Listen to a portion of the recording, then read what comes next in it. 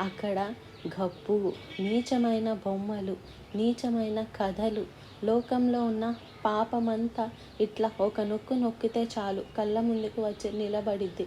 కొంతమంది యవ్వనస్తులు చెప్తున్నారు, నేను చూసిన ఆ నగ్నమైన దృశ్యాలు, నేను చూసిన వాటిని మర్చిపోలేకపోతున్నాను. మేము కళ్ళు మూసుకుంటే అయ్యే కనబడుతున్నాయి, చదువుకుందామంటే అయ్యే కనబడుతున్నాయి, ప్రార్థన చేసుకుందామంటే అయ్యే కనబడుతున్నాయి. అపవిత్రమైనవి నుంచి నేను విడుదల పొందలేకపోతున్నాను.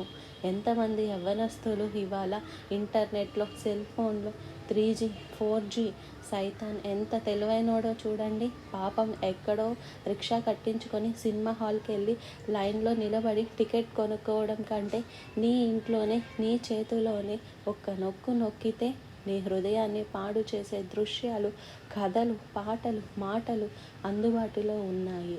జాగ్రత్త.